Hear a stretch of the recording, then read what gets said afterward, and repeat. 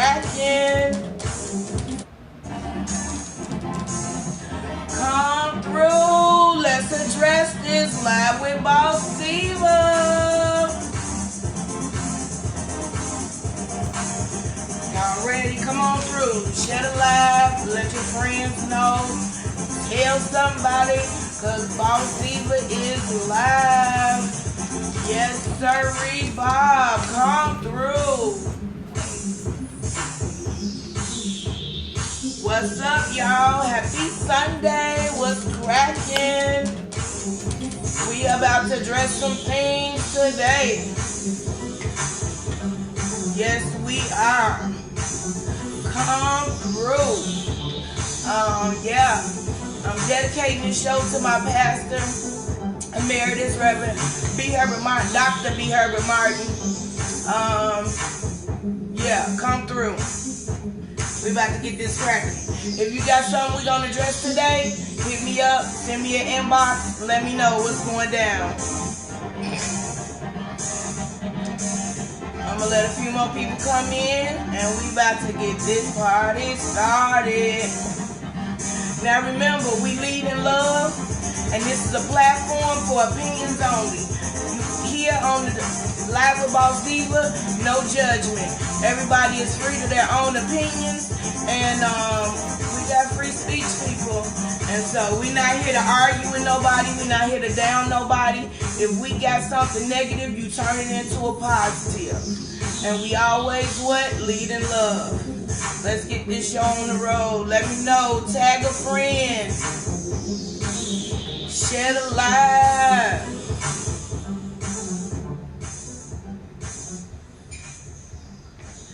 All right, people.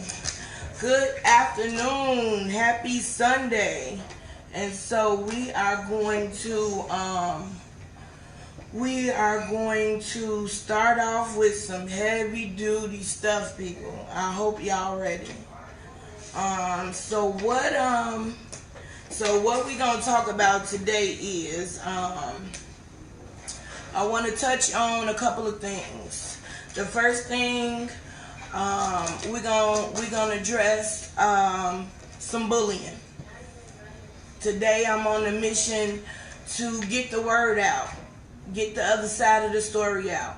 Nobody's fighting for the other side. I want to get the story out and talk about things that we don't address, that we need to address, people. It's very important. So bullying is one topic we're going to talk about. And then we are going to talk about, not necessarily political, but I want to address the comedian Gary Owens' comment on Twitter. It was about a week or so ago when the Patriots won, when that boy hit them 5 threes. Yeah, I want to talk about a comment that Gary Owens mentioned on Twitter.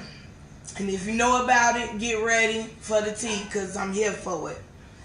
And my third topic I want to talk about is violence in this next generation. And so let's start with this bullying. So there was a story out, and once again, I'm not here for the news. I'm not your news person. I'm not your podcast person that do all the digging and all that. I'm just giving my opinion on things that I feel like needs to be addressed. And right here, this is something that needs to be addressed. And so there was a young man, I believe he was from Atlanta. His name is Nigel Shelby. I hope I'm saying his name right. And so I from my understanding of the story, he is a homosexual male, a gay young man. He's 14 to 15, and he had been bullied at school for being gay. which is absolutely unacceptable. Bullying, period, should not be going down. And so, from this bullying, he decided to end his life, which is absolutely, I just don't understand it. And so, the media, he's a good kid, whoop the bam, but because of this bullying, he decided or felt the need that he needed to take his life. And unfortunately, this is something that's occurring too much and too often and too soon in our communities.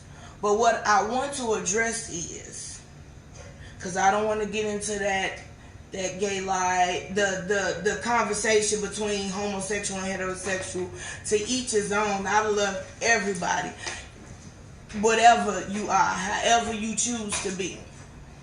But what I want to address is the talk.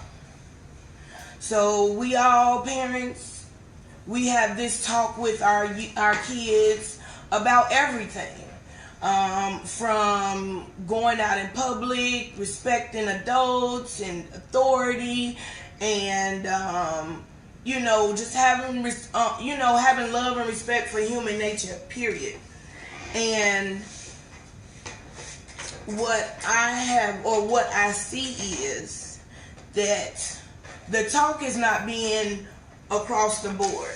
Just because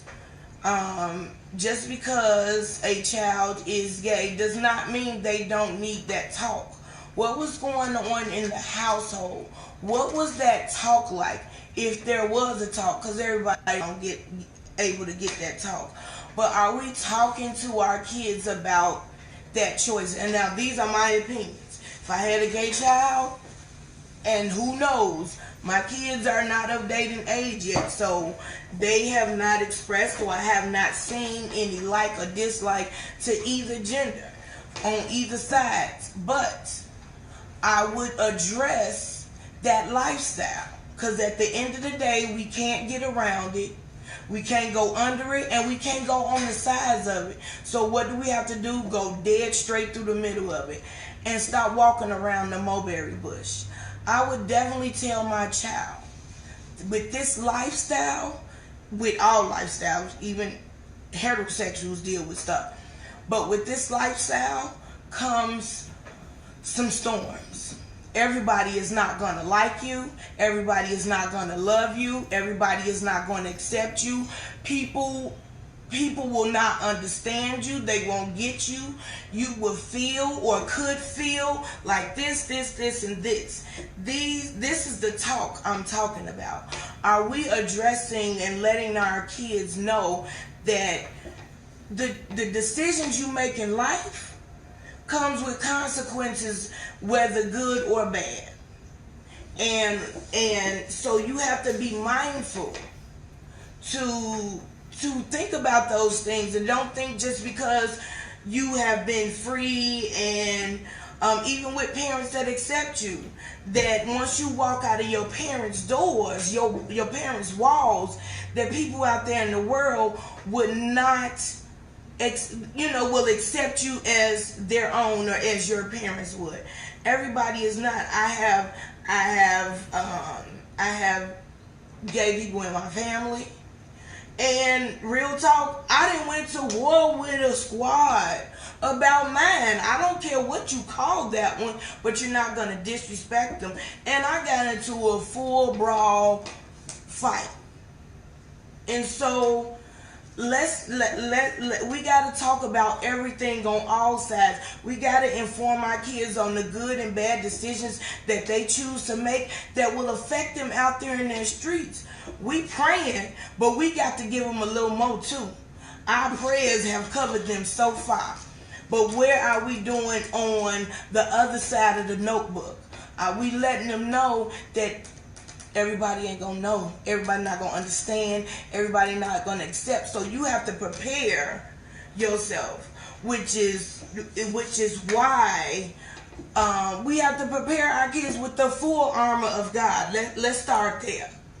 We got to cover them from the top of their heads to the soles of their feet and all that comes in between. And they need to know. We need to tell them the good and the bad. If we just tell them, oh, life is just a box of not a box of chocolates, and you don't never know what you're gonna get.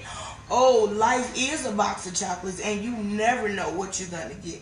And so we have to start leading with love with our conversations with our kids, letting them know the good and the bad. Not everybody got it.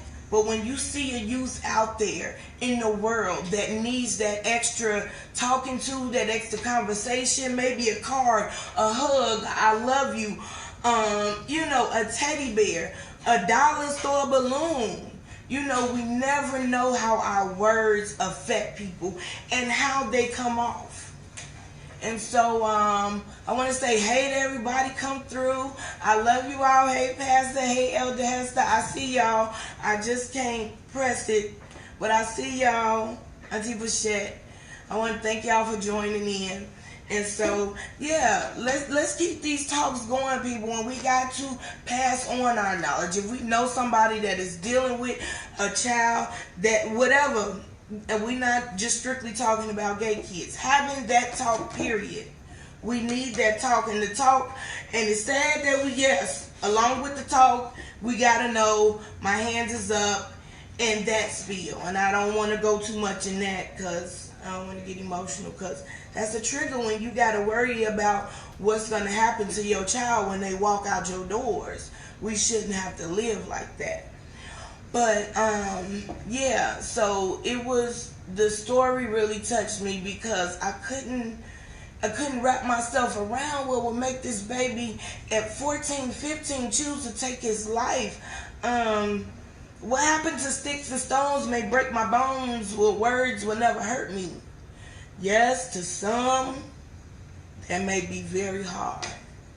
But that was real for us in the 80s. And we stood on that. We believed that sticks and stones could break your bones, but words could never hurt you. I grew up bullied.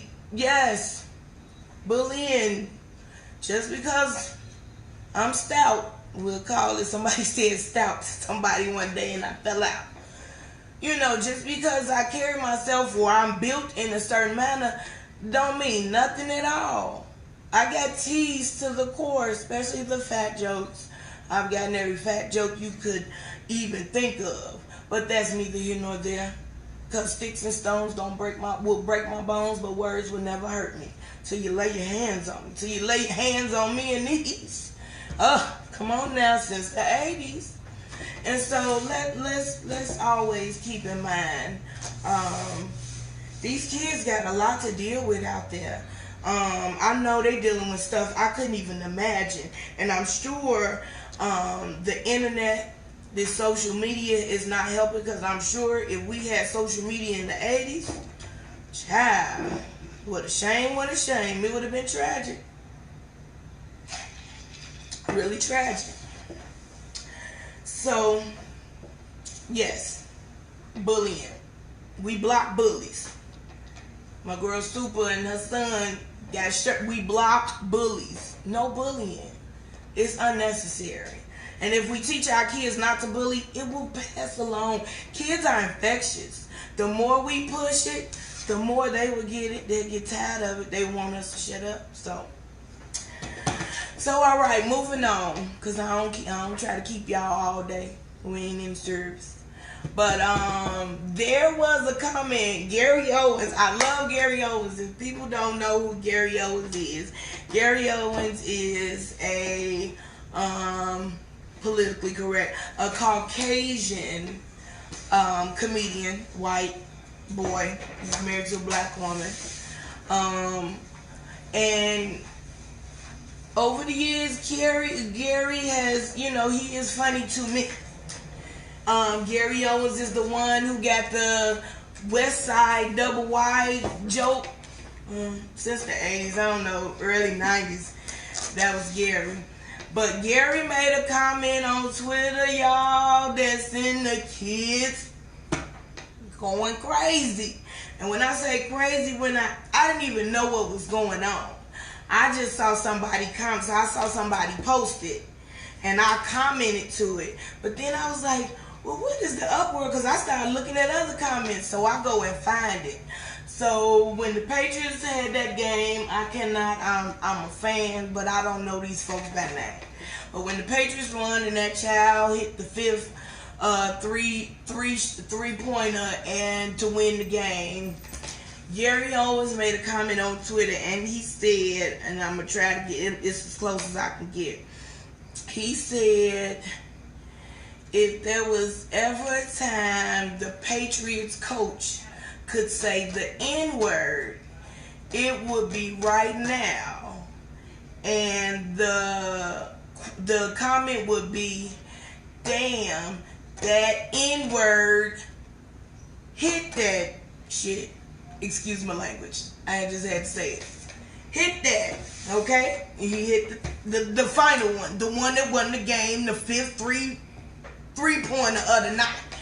So I see the tweet, and so I go to his page and I see it, and when I say everybody went in, they took his black card, whatever piece of approval card they had, they took that from him. They said, y'all keep inviting him to the cookouts and all this other stuff, right? I mean, all type of folks went in on Gary. I was a little sad for him, because that wasn't right. They ain't have to go in on my boy like that.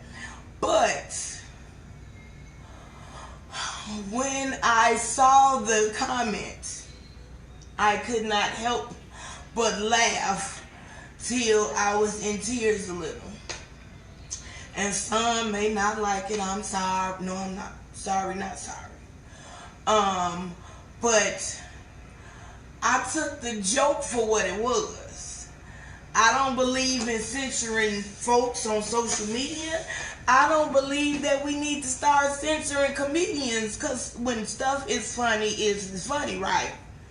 My thing was, if Kevin Hart would have said that joke. Now, mind you, in his tweet, he never said the full-out word. He never said the full-out word. In the tweet, it said the T-H-E-N, capital N, word. In both parts where he said it. And so, if Kevin Hart would have made that same joke, and I could bet 199% of every black person or comedian that would have come up with a joke, they would have said, that nigga hit that shit. Now, are we gonna tell the truth? Are we gonna tell the truth and address this? Is that not what folks would have said? What did you say when you saw that boy hit the fifth three-pointer of the night to win the game? What did you think? I don't know. I want to say I said that nigga hit that. I just want to say it. Now, some of y'all may be a little sensitive to the N-word, and I respect that. But respect that I'm with that crowd that took it back. It is a term of endearment in my eyes, and those who I know personally don't like it, I don't say it around them. Just like with other words that we've taken back. If I know you don't care for that word, I don't say it around you, or I don't call you that. But in my four walls, I'm good, and that nigga hit it. And I just want to understand why we not inviting him to the cookouts no more. Gary, if you catch this, you can come to my cookout. You are more than welcome to come to my cookout, because that nigga hit that shit. I'm sorry. Yeah, excuse the language. But it was funny. Come on now, people. We're not going to act like we don't have no sense of humor. Because Chris Rock, Chris Tucker, Kevin Hart, Cat Williams, Eddie Murphy, Fred Sam, if all of them said the same joke, would we be so mad? Oops, I got a hole. Now we ain't invited to their cookouts. Now you can't go to their cookout, because now we censor. Listen, We asked them, we asked Caucasian white folks, we asked them to stop calling us nigga, right? We asked them, didn't we? We said it plain as day, don't call us that. And some of us said honky behind it. But don't call us that. And they trying to stop. They did. They stopped calling us the word. Now, we want to tell them, oh, you can't even say the N-word? You know what? Now y'all asking for too much. Y'all doing the most unnecessary, outlandish things. Why? White people, let's not act and play no type of games like we new to this. The man didn't even say the word. He didn't even say the word, and now he can't even come to the cookouts no more. Somebody call Gary. Somebody inbox Gary and tell him I said I got a cookout for him the first Saturday in August. He can come to my family cookout, and he can tell all the jokes he want, and trust to believe we are an open family, and so we gonna laugh because he is funny, and we can act like what we want to, but yeah. So yeah, that I was floored. Took that man whole car back. Like, that's not right. Gary don't deserve that. Gary being a faithful comedian, faithful, and he funny. So yeah. So as I find my next topic, what y'all doing today? What we addressing? What we addressing? If my friend Reese Turner is still on, she called my cup ghetto. If we can find BossDiva a nice suitable cup for you, for me to drink out of, since I gotta talk and I be thirsty. I don't. You know what? I tell you, your friends out here, Reese Turner. You know what my earrings are? At your house. Yeah, I could be wearing those earrings. I don't have no earrings. Come on now, stop it. Bring me some earrings. And so, what y'all want to talk about? Give me a topic, y'all. Let's address some things. I got one more topic I want to hit, and we gonna go ahead and take this out. I can't with these folks. But what y'all want to talk about? Somebody sent me something, but I can't remember what they sent me, and it was in a text, but I can't remember. But Chance the Rapper. You know what? I will have to, Andriana, I will have to bring you on the live to talk about Chance the Rapper, because you are his #1 fan, and so I know nothing more than you do about Chance the Rapper. So we gonna have Artist Day for you, for Chance the Rapper, so we can talk about all the amazing things Chance is doing for the city. Now he is doing some good things for the city. He is, and shout out to Chance the Rapper for holding Chicago down. Not everybody.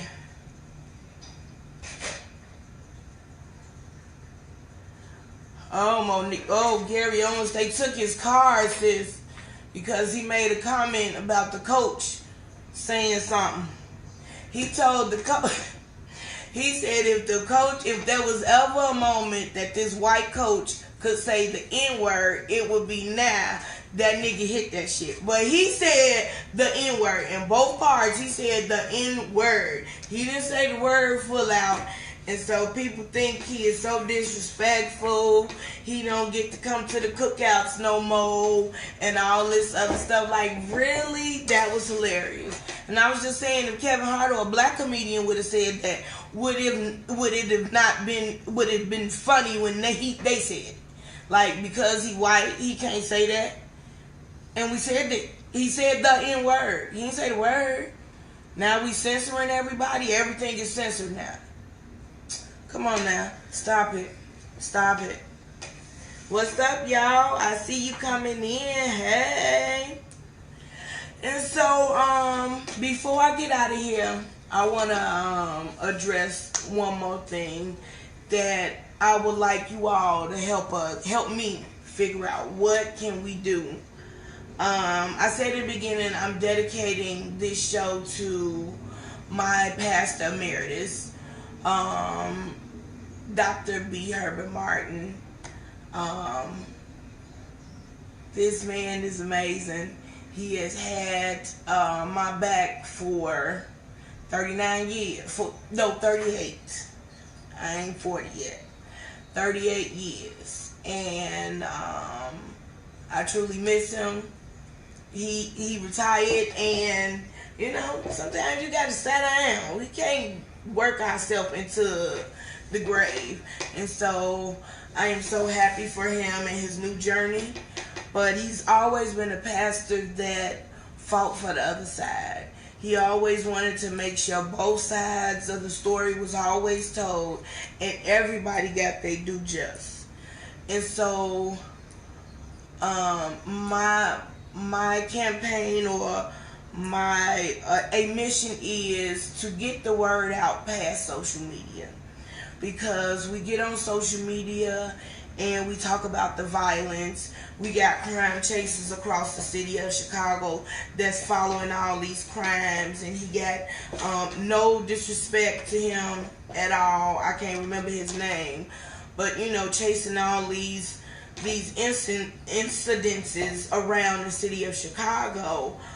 But the people that are watching, the people who are tired, the people whose families are getting killed, the people whose families are getting retaliated against,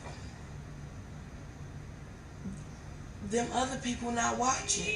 We sitting here. We not out there. He not going to follow a story that we're in. You know what I'm saying? We're watching him follow a story. So where does the need and the plea get to the people who are doing these crimes, who are committing these offenses, that are out here wreaking havoc on our city? And nobody is off limits now. In the 80s, it was at least women and kids were off limits. Now nobody is off limits. And that's why we got to cover our kids from the top of their heads to the soles of their feet with the whole armor of God, because we don't know. But I want to figure out, I want to help figure out solutions. I'm tired of us talking about it. I want to help with a solution or come up with something. I don't know if y'all been thinking about stuff, and you know, I could join your movement. I'm down for it, because we gotta stop this. We are making these cemeteries and these funeral homes, though they do have to feed their families too, but we are making these folks buku rich. Lincoln Sons, once you get in that family will be set for generations to come. And I hear the daddy ain't no joke. The daddies and it's like 5 generations of them, seem like. But yeah, we gotta reach that other side, but I don't know how, y'all. I know we need to. I just don't know how. And so that's what's been on my mind about what we can do to try to change that media curve. Like, we at home watching the news of 22 dead, but we're not the part of that. The ones that need to hear the message, they can't hear it because they not on social media. They not in the house doing it. What we gotta hit these streets. If we can be in these Facebook streets, we can be in these Instagram streets, we can be in these Twitter streets. We on all these streets, YouTube streets, because YouTube is everything now. Pinterest, Christian Mingle, all this stuff. If we can do that, there's got to be a way we could come together, y'all, and figure out how to reach the other side. What's on the other side of the story? And we have to be prepared for that other side, because that other side of the story, the average person that is just raising hell, even just a single parent household, not necessarily have that story where they feel like they have to go out and commit violence, steal, rob, kill. No, that comes from a place. And we have to address that place. We have to start addressing the other side of the story. We going head in on everybody. And I'm talking about the wrong people too. Just because people do wrong, you don't come out the womb doing wrong. You are taught these things. And so we got to get to the other side.